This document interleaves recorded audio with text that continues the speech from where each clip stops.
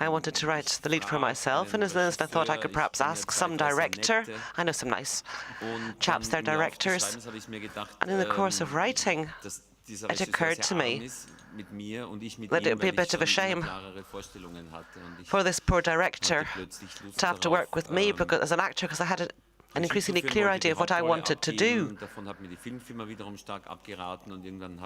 I decided I wanted to direct it myself. Well, it was fantastic. First of all, Josef, und hat ja sozusagen diese dreifache Orson Welles Nummer gestemmt, ja, als Josef Autorregisseur. did this Orson Welles trick in a sense, that hat trick. He was the screenwriter, he was the director, and he played the lead.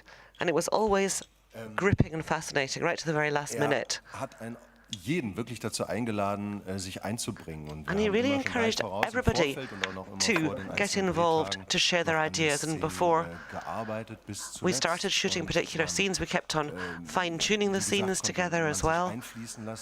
And we really had an opportunity to have our say as well and to put forward our ideas. Even if Joseph didn't ultimately accept the idea, he did it in such a charming way when he turned you down that you never really felt that you needed to go out and take revenge the way that he does in the film, for example. No, I must say I've fallen a bit in love with Josef while we were working together. It was really fantastic. The profession of journalist was not my prime concern. What I thought is that I'd like to depict somebody who loses their job, and it means losing a sense of themselves. It'll be the same for me, but I'm involved in cabaret. You can't really fire me as such. There's all kinds of different ways that I can work. And what occurred to me was that it would be a good idea to have a journalist, because you keep on meeting journalists who tell you that they've got these old contracts and the contract's been renegotiated and print medium. I mean, it's a bit like what you had with the miners in the 1980s in the UK. Similar sort of situation nowadays. And I think the political point is part of that. When you're telling a story, it's important that you feel the time frame, the contemporary context. That makes it more interesting. It's important to have a sense of the period that it's set in, the period that we live in, where there's all kinds of upheavals around us. We're a bit helpless as we respond to them. We hear the news on the radio. We can't really interpret what it's all about.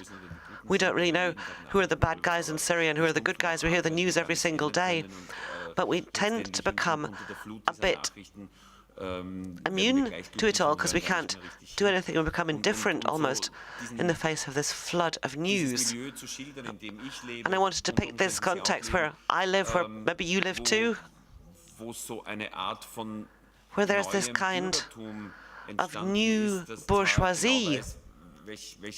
They know exactly which kind of fish is politically correct when they're in the restaurant, but they're not really properly interested in politics. They're as disinterested as their parents were, but they feel they're much hipper. That was also part of what I was trying to do. So to actually answer your question, my relationship to critics is quite relaxed. I'm a cabaretist. You're in a very protected context. At the beginning you're young and everybody thinks you're great. Then there's a brief phase when everybody says, oh, we can't think of anything else any longer. And then comes the phase when you become an icon. Now, at my age, perhaps things can change.